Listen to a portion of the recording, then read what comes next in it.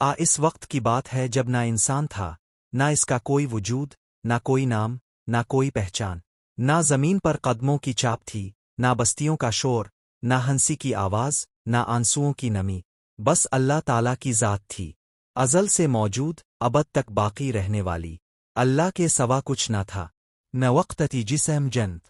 نہ دن، نہ رات، نہ سورج، نہ اند، نہ آسمان، نہ زم، کائنات کا وجود میں آنا پیر اللہ تعالیٰ نے اپنی قدرت سے ارادہ فرمایا، جھور ایک حکم دیا، اوجے،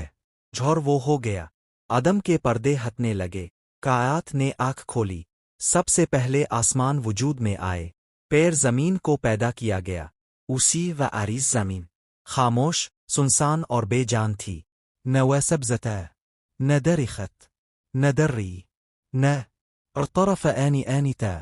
جھور اس پانی پر اللہ کا عرش تھا، زمین کی تیاری کا آغاز، پیر اللہ تعالیٰ نے زمین کو آہستہ آہستہ زندگی کے قابل بنانا شروع کیا، زمین کو مضبوط کرنے کے لیے اس میں پہاڑ گاڑ دیے، تولینا، زمین کے اندر سے، شمینالی، دری برآ، تاکہ پیاس بجھے اور زندگی پروان چڑھے، زمین مٹ کے رنگ بدلے، میدان بن، وڈبون، موسم بنرآ، دن اور رات کا نظام قائم ہوا، سورج روشنی دن علی، چاند رات کو جگمگانے لگا، سب کس انسان کے بغیر ہو رہا تھا، مگر انسان کے لیے ہو رہا تھا، جنت کی تخلیق اور زمین پر آباد کاری، انسان سے بہت پہلے اللہ تعالیٰ نے ایک اور مخلوق پیدا فرمائی، جسم جنت تا، جنت کو ایک کے شعلے سے پیدا کیا گیا، وہ انسانوں سے پہلے زمین الرعباد و انس طاقت اختا ازادت، شروع میں ان میں بھی نیک لوگ تھے جو اللہ کی عبادت کرتے تھے، مگر وقت کے ساتھ ساتھ اکثر جنت نے نفرمان اختیار لی،